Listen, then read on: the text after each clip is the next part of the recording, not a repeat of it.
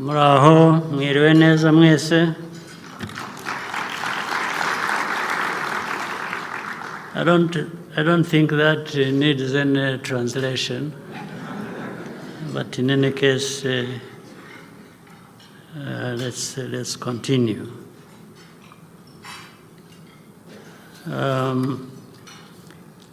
Excellencies, ambassadors, high commissioners, representatives of international organizations, members of the Consular Corps, senior government leaders, distinguished ladies and gentlemen. It has been some time since we last met, and it is a pleasure to connect today. We are delighted that Rwanda's diplomatic community, as well as our own presence abroad, has grown. This reflects Rwanda's vision and intention to open our doors to the world for collaboration, innovation, and mutual growth. The year 2024 was meaningful for Rwandans.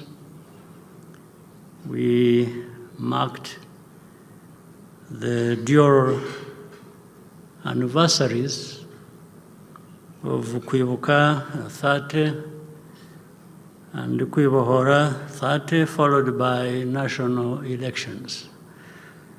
So it was a very busy year for us, but productive as well. Over the last 3 decades, you have been with us every step of the way. And we see you as stakeholders, as partners in our transformation journey. This is why moments like this, when we get to interact, are valuable, and we want to always express our gratitude, first and foremost, to you all. For we have benefited from this collaboration, which has also brought a lot of support to us, to Rwanda, for us to be able to continue making progress on this transformation journey we have undertaken in the last 30 years.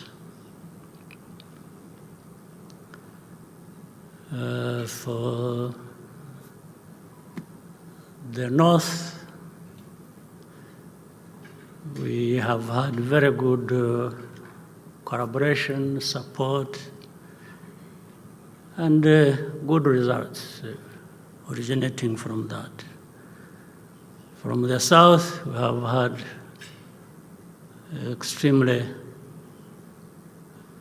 beneficial, helpful relationship with our brothers and sisters on our continent. It has been a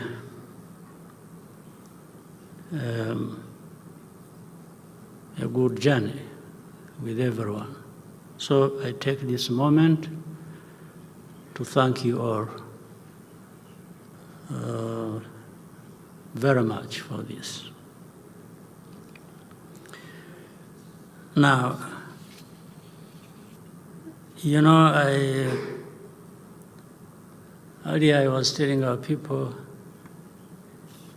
when the minister and the representative of the diplomatic corps were taking turns to speak,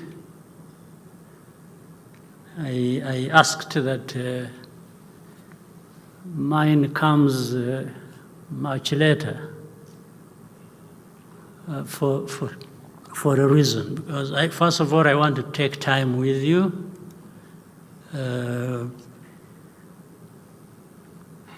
telling you, expressing to you my feelings, my understanding of many things.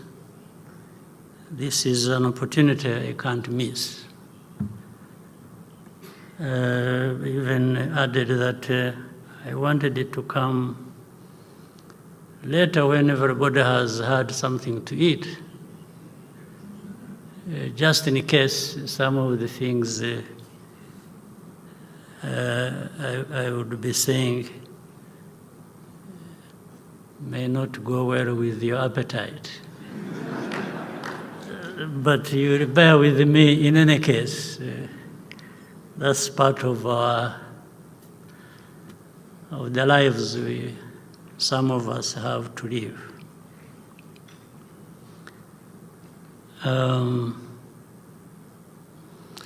Let me update you on some of the key issues.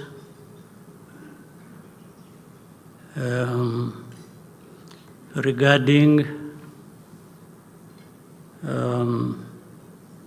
peace and security and politics and governance and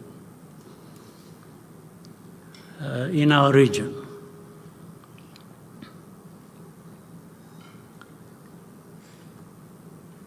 One, in our relationship with each other and the globe as it is divided and so on and so forth. You see, there are people who, and maybe rightly so, it should really be fine. People who talk about, a lot about, values and interests, and so that those must be fulfilled. I actually agree. We should all have certain values that guide us through whatever we do and over many years. But when you say that, what do you really mean? Do you mean values and interests for some and not for others?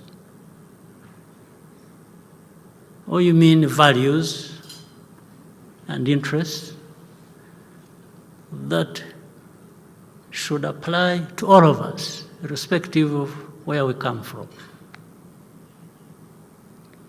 Now, if you have taken a responsibility, a global responsibility to say there are certain values you're going to insist on, you're going to push for as hard as you can, and these ones should also come along with the interests as we know them. Still, that's fine. But it also gives you a responsibility to really walk the talk or to mean what you are saying. If you're talking about values, then I'm sure you mean that, and the first person to respect those values are those who emphasize them.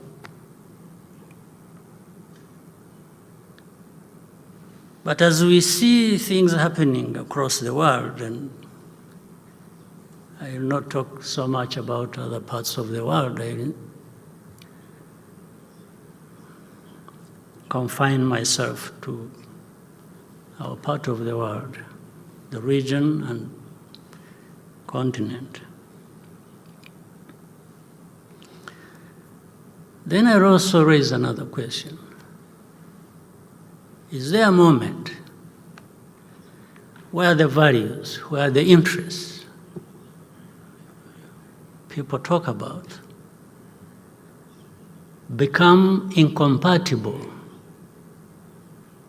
with the truth, with the facts, or with evidence?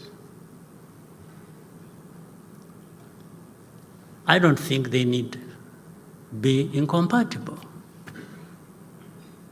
It's actually possible to drive hard for values that you believe in, even mind so much your interests, but at the same time, those could very easily be served by truth, evidence, facts, as you interact with other people and other parts of the world.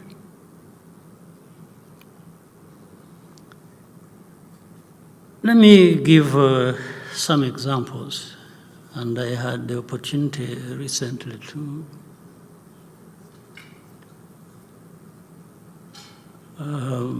address journalists, and they were bringing up questions that are important.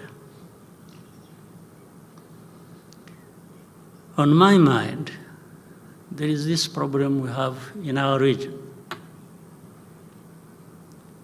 There are many problems across the continent, but let me talk about our region.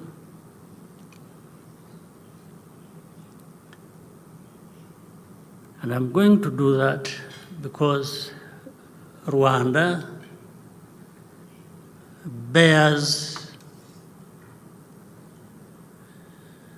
disproportionately a huge amount of burden relative to our responsibility in any wrongdoing, if at all.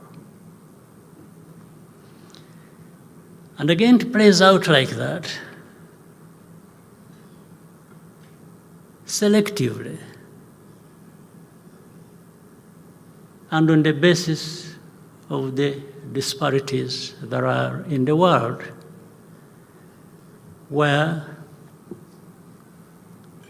evidence, facts, even what is right, don't really matter. What matters is what somebody else must say, irrespective of whether what they are saying takes into consideration facts, evidence, or truth. You know, the problem we have in our region, in Eastern Congo, that has brought in so many countries to be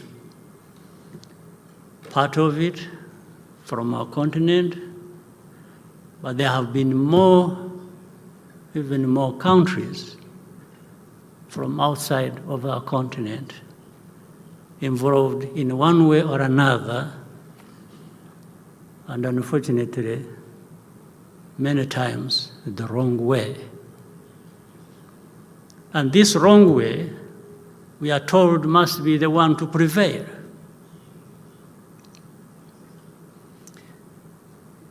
Now, let me start with saying, if you want to really address a problem,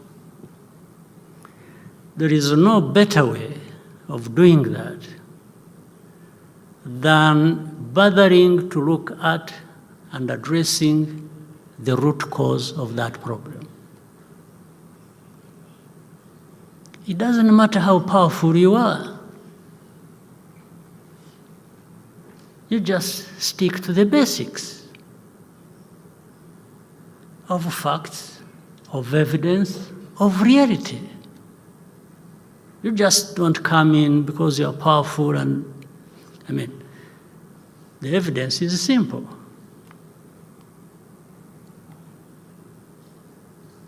We have heard the UN, the peacekeepers under the UN in that country for close to 3 decades. The continued presence for 3 decades, when they went there to address problems, means there are still problems to address, or that actually the first problems to address were not addressed. Otherwise, why would you stay in a place purportedly to address a problem, and you are there for close to 30 years?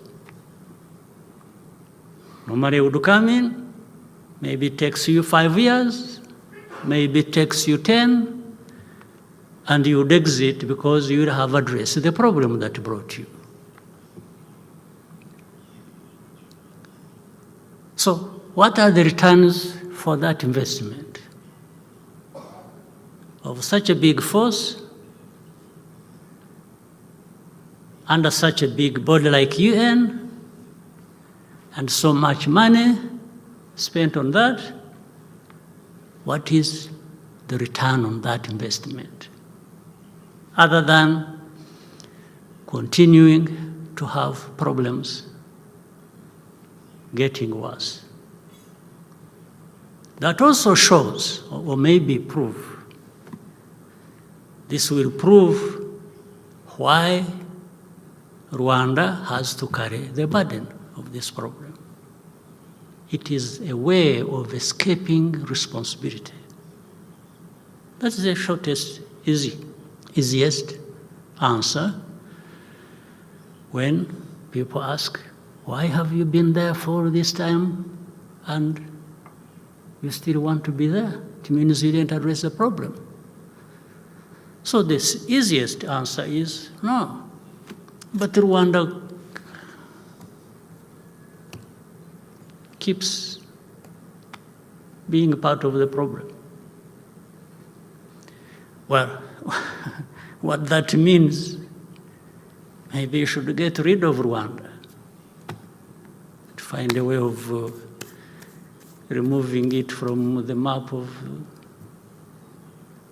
just find a way like it happened 30 years ago. Rwanda was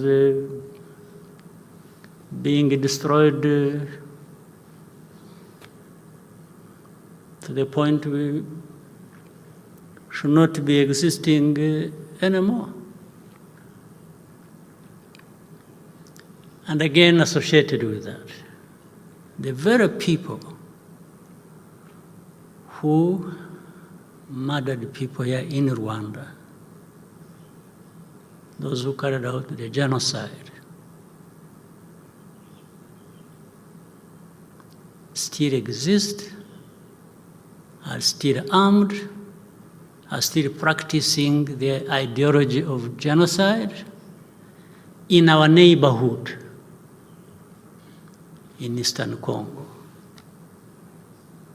supported by government, supported by leaders in that place. On the watch of this international community that talks about values, that talks about interests, that deployed this UN force into Congo to actually eradicate, among others, that problem that originated from here, be it the genociders or the ideology itself. And people do it with impunity. And then arguments start. We have had arguments, again, through different quarters of this international community. Oh, you mean these FDLR, these genociders, but are they there? Are they still there? But we are told they are few. We are told, when you say, no, but you see it even in broad daylight. The statements made by government leaders. And you are wondering whether they still exist, whether they are there, or what they are doing, or you pretend for 30 years, you can pretend. Now the problem becomes, oh, Rwanda is in Congo, you have forces in Congo, you are occupying Congo, you are doing what? In this day and age, and even with Rwanda, its capacity, are we people who can actually do that? That limited capacity of ours, but even why? Why do you? What came first? Is it this problem that we have to deal with? Threats, daily threats, regular threats against our country and relating to our history? Or because of that, or in addition to that, we now want to become people who can go and occupy places? Really, do people, can they convince anybody that they even believe it, or they are using it simply as an excuse? Even if you believe it, why don't you find a way of denying Rwanda this excuse and remove these people from there? Because that is even in the mission that took there the UN peacekeepers. What happened? So then,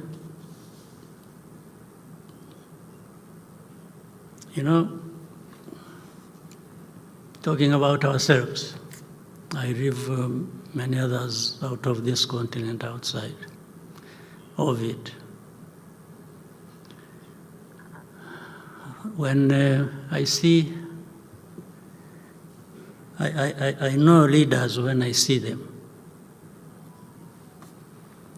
I also know idiots when I see them. You can imagine the combination of both of them,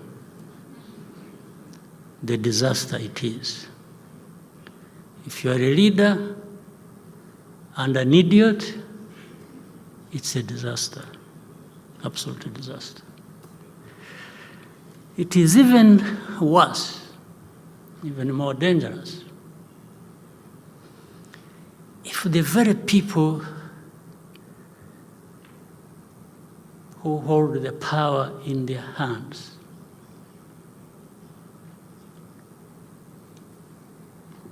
decide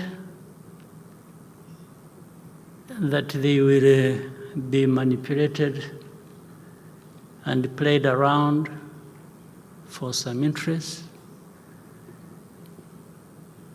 by idiots.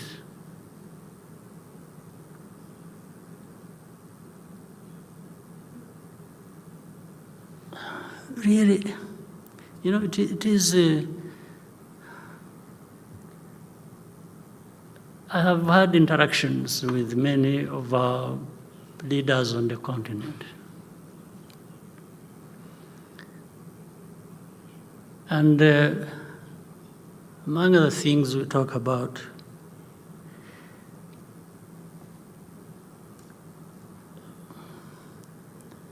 is if we don't take ourselves and what we do seriously,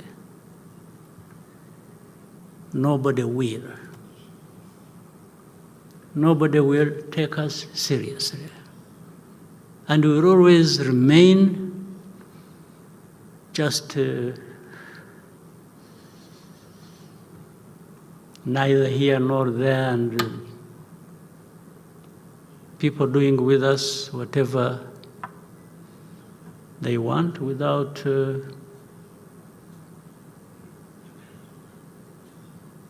any of us asking, say, why? What is this?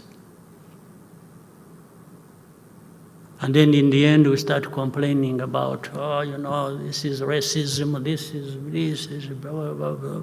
Well, but I think we are the ones who drive ourselves in that kind of situation. There are things we need to be rejecting and doing so openly and without fear or favor. Why? Why can't we do that? Why are we not the kind of people? Why do we even need to have a problem like that one in Eastern Congo, needing a solution from the UN, from some countries? Why? Why can't we? There is no explanation. But at another level, we have a mix of all kinds of things. And that's why we open up ourselves for manipulation. You have seen, or you know, of a so-called group of experts. The group of experts, what do? What are they expert in, actually? They're expert in what? You don't need to be an expert in anything. You just have to toe the line of those using you, of those who put you in place,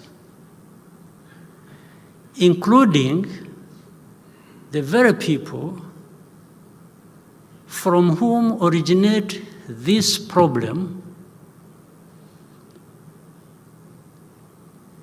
as of the history that goes way back to colonial times.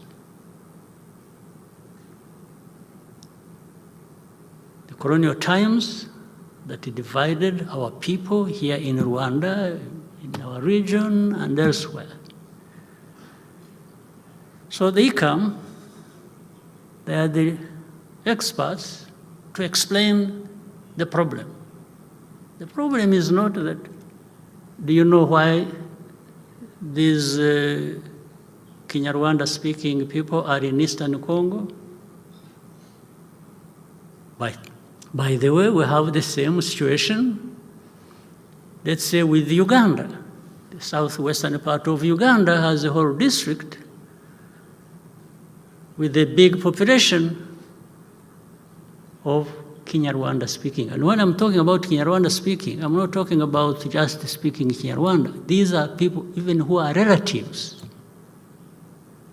There are people in this country, as we speak, who have their uncles, their grandfathers, who live across on the other side of the border, and others who live here in Rwanda. Like, for example, in Uganda, there has never been a problem to do with that district. It has never caused a problem between Uganda and Rwanda. No, they are taken as Ugandans. And we accept that. We're not claiming anything. Why is it not the same with Eastern Congo? There are simply Congolese who hail from Rwanda as of history, or whatever other ways They happen to have gone there. It's a fact. So, but if you are going to have an expert who is associated in a wrong way with this history to come and say the problem is something else, not what it is exactly, don't you have a problem? So are you going to be able to address the root cause of this problem when your first thing is to distort the facts and evidence? So that's why it is easy to blame Rwanda for it. We didn't draw borders. By the way, even the genocide ideology that I referred to earlier originates from that beginning of the history. That's where it comes from. So we go on and on and on and on for how long?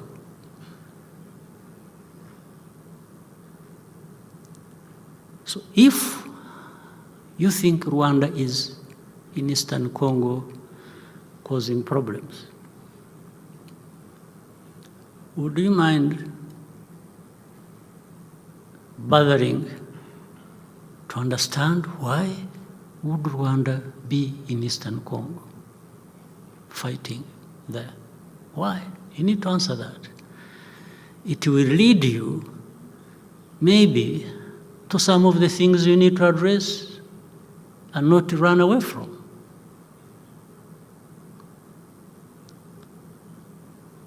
But to simply keep making statements, threatening, doing all kinds of things,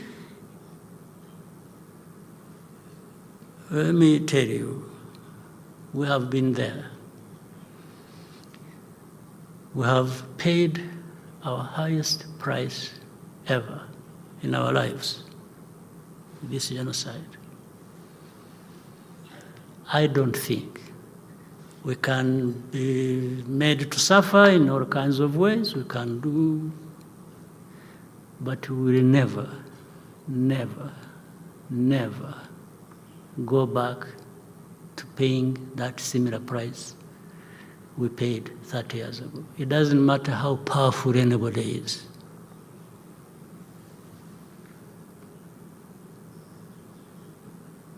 Maybe it will come to a point, if anyone insists on that, then that is maybe one way of wiping Rwanda off the map, because we will not yield an inch. Never.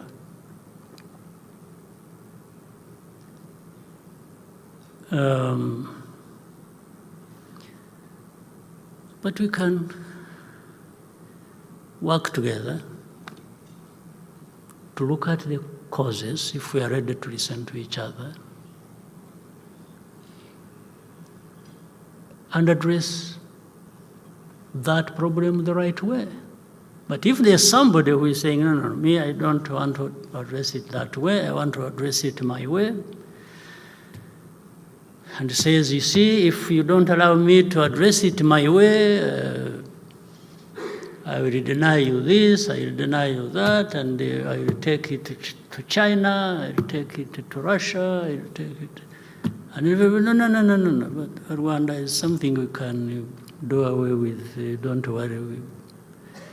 That is called babysitting leaders, and not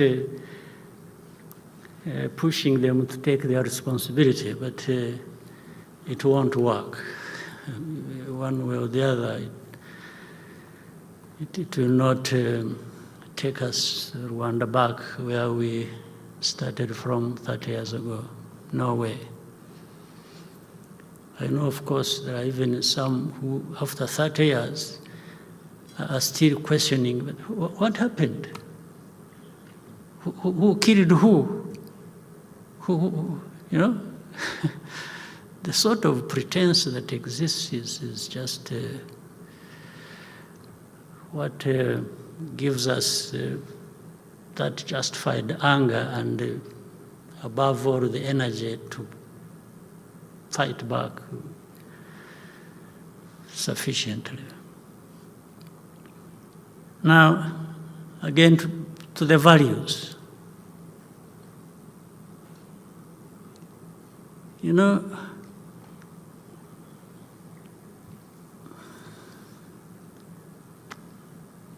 I keep telling people, they come, you say, you see everything, yeah, we understand you, we see everything is okay, but you see, we are failing to explain why Rwandan forces are said to be in Congo. Oh, and I asked them, I said, even before we are sure of what we are talking about, can you explain to me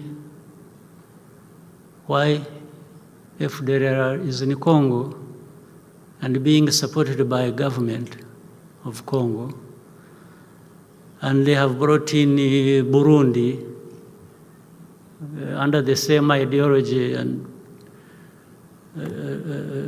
supposedly to fight M23, which is of Tutsi ethnicity, therefore related to Kagame and others, and these ones have no chance of living. They need to be gotten rid of.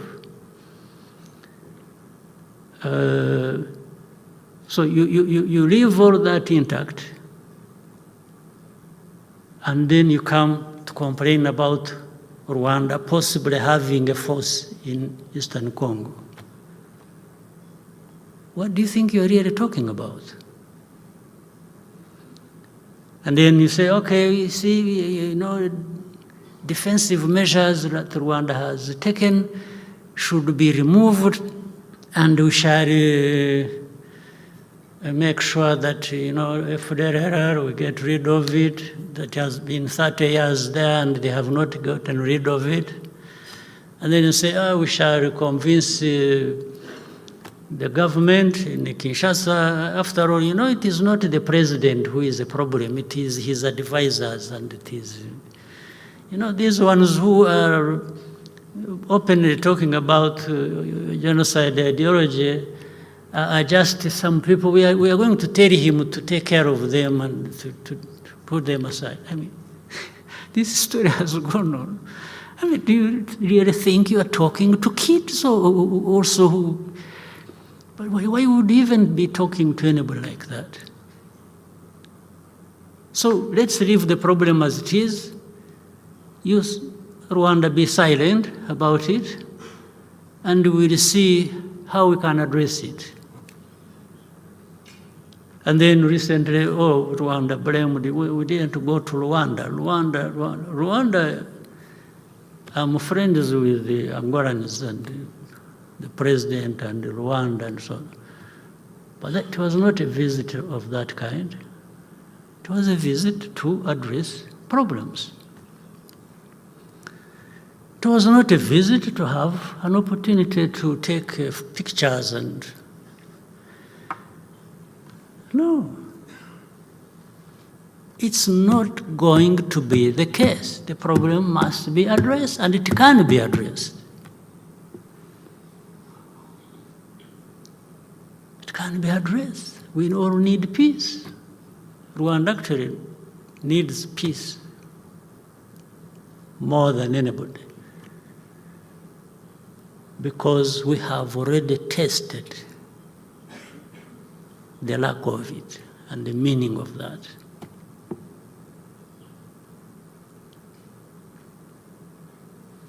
And then to see the double standards and the hypocrisy that add up to really nothing.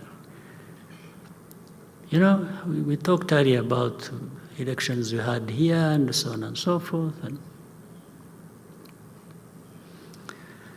so people tell us they want democracy everywhere. They encourage elections. The person who is causing problems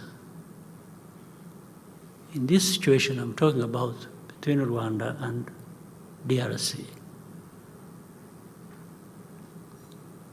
has never, twice, been elected. And you know it. You know it. But this is why I was saying it doesn't matter evidence, it doesn't matter facts, it doesn't matter the claim. It's just what you think applies to you for that moment, for your benefit. The rest doesn't matter. This man, Tshisekedi, was never elected first. He didn't at all. And you know it. So I'm not telling anyone, only that you don't talk about it publicly, I'm talking about it publicly. That's the only difference. You know it. The second time, nothing happened, and you know it. So, what values are you telling us that you beat up some people for, and then others you don't know what to do? So you think I realize that and really respect you for it, or even listen to what you tell me that doesn't add up to anything?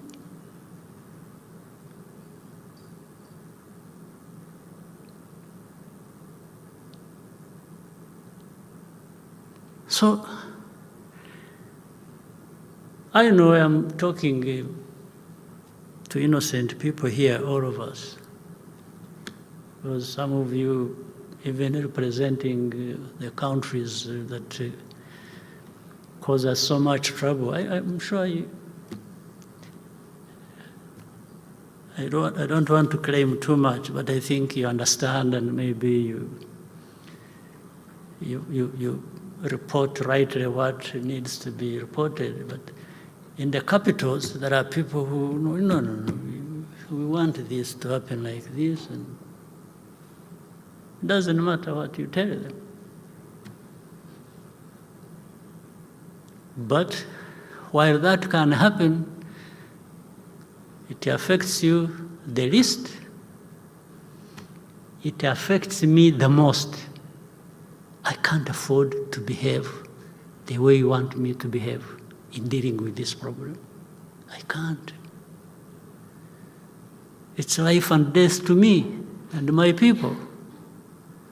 For you, it's just something you talk about, or you can call and give instructions while you are playing football, or you are playing tennis, or doing golf. It is as simple as that for you. But for me, just a blink at the wrong time, it's life and death for me. So I'm just saying, please also understand us and understand the people you are dealing with. We are not this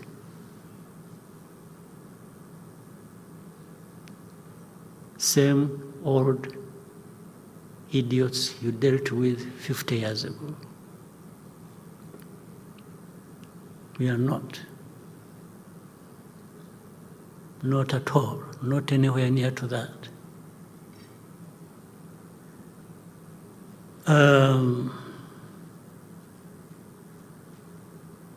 So if you espouse these values, the values that are so much talked about, I want again to say there is no incompatibility in espousing these values that you talk about, and I agree with.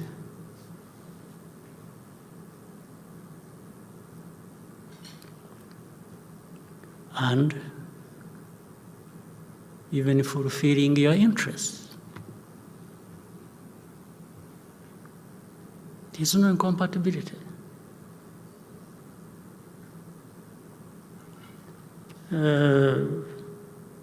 So, abiding by these values also must cost you something.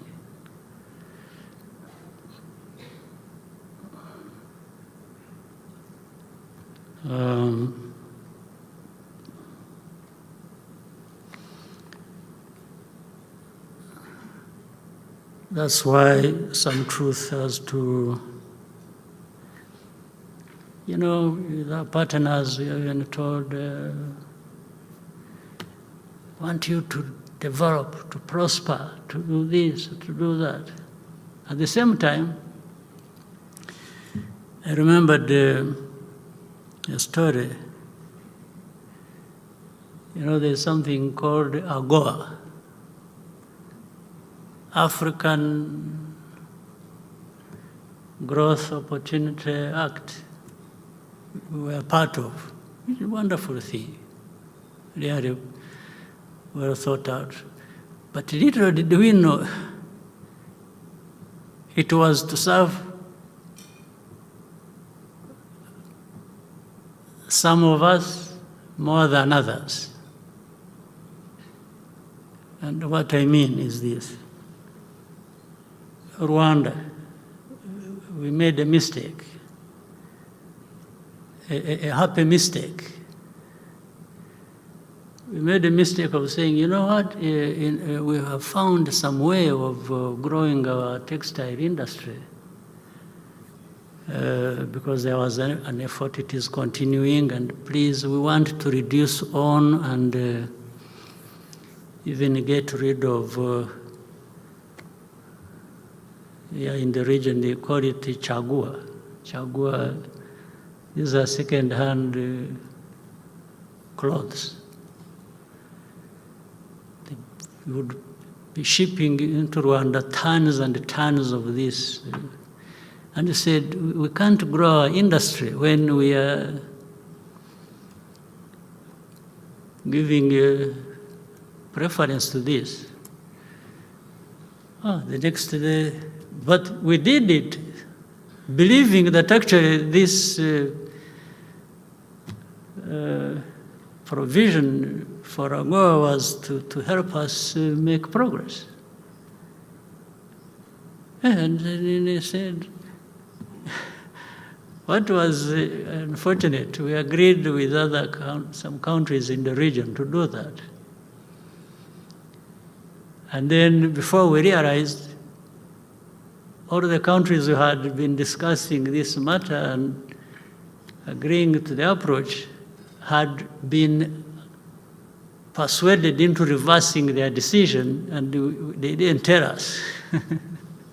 So the next day, we were being struck off the list of those countries who benefited from AGOA, just because Rwanda's stubbornness. How dare you refuse chagua?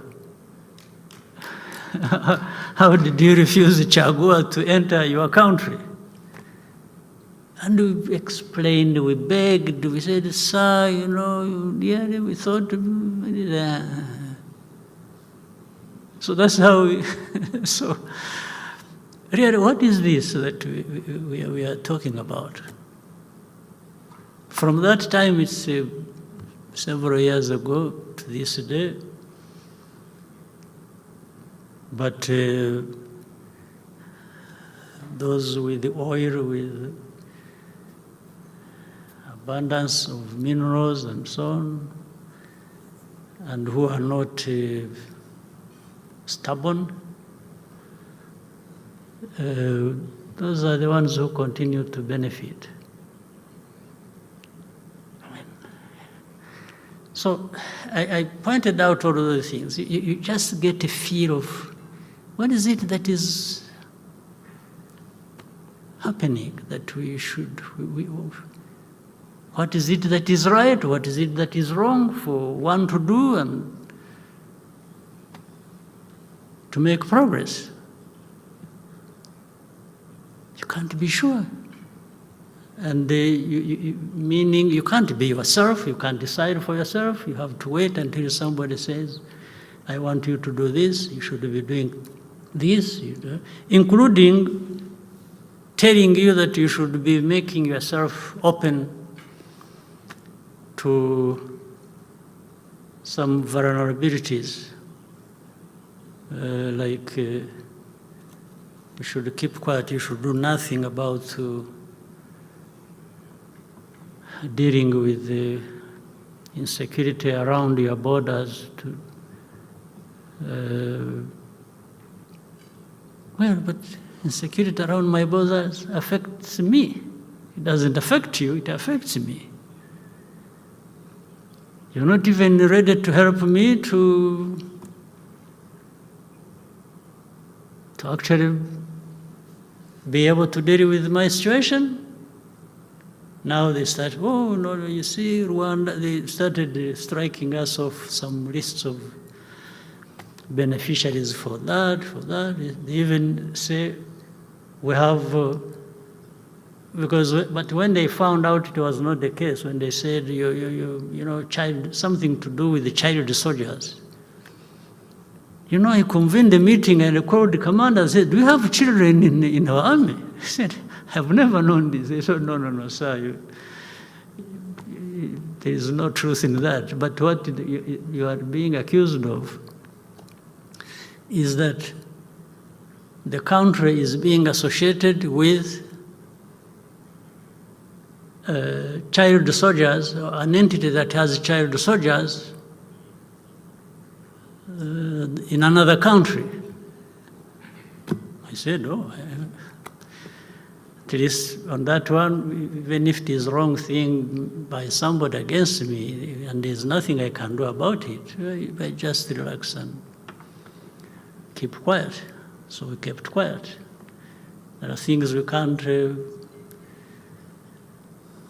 have nothing to do about, and we can't do anything. So we just become humble and wait it out. Then we have operations in Mozambique, in Central African Republic. And by the way, for Central African Republic, were asked by the country to go and help. And you were also asked by the countries, developed countries, actually that we should help. And we agreed. When we agreed and went there, the country that asked us to help and even airlifted us to that place, we never heard from them a few months after. And then we were asked to do the same in Mozambique.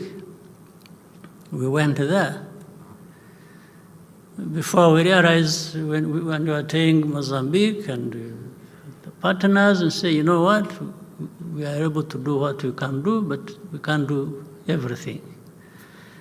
At least with Rwanda, limited resources in all ways, we can't afford to finance our operations there.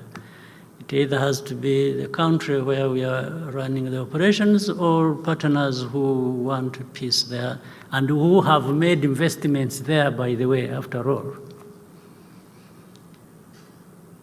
And we were left on our own. And when it came to some help that came from European Union, it came grudgingly. And you ask, they say, why are you grudgingly assisting us? They say, yeah, you see, some people are saying you are in Congo. You say, no, yeah, but let's put that aside. Here we are in Mozambique. We are talking about Mozambique. So are you going to punish Mozambique for our crimes, for our offenses, for doing what you don't like in DRC? It is a bizarre situation. why don't you take care of Mozambique and help them? And for us, we are helping Mozambique. If you are helping us to help Mozambique, you are still helping Mozambique. It has nothing to do with Congo. For Congo, we shall handle that with you and anybody else who is interested on the merits of that situation. But the mix-up is so confusing that, so in short and in summary, and I should end here in a moment. The relationship across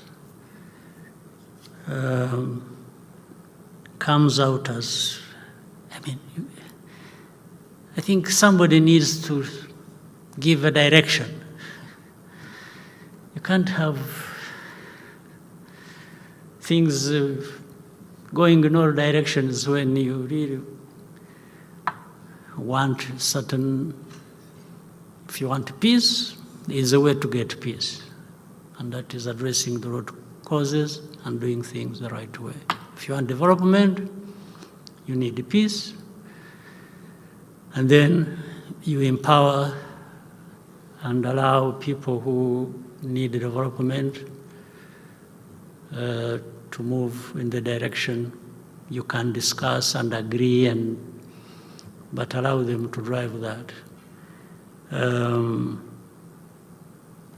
If you are talking about interests, I have said values, the right thing, whatever it is, the truth, the evidence is not incompatible with interests.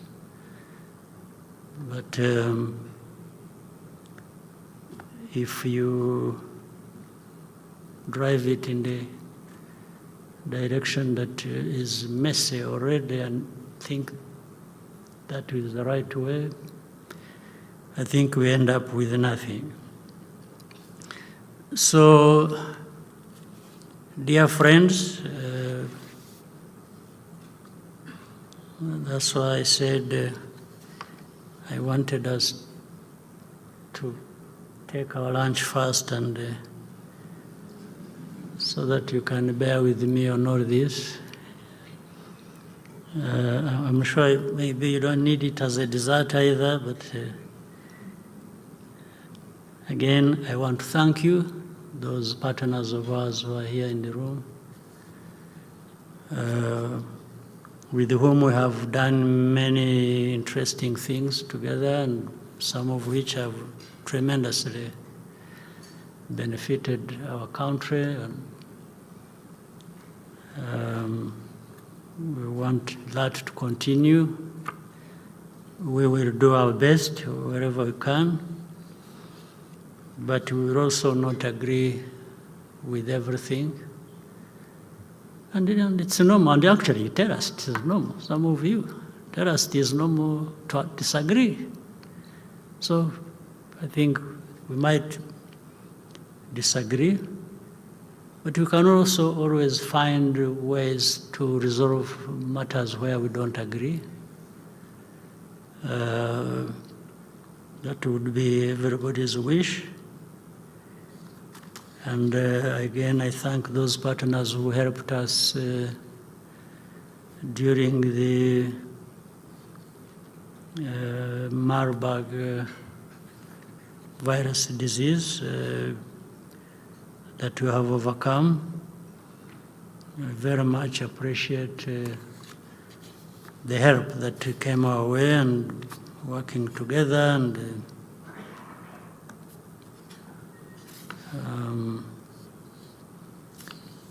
so I wish you once again, I have done that before, a very happy New Year. We are still in January, and I hope the New Year 2025 will be prosperous, fruitful, and a very good one for all of us. All the best to you.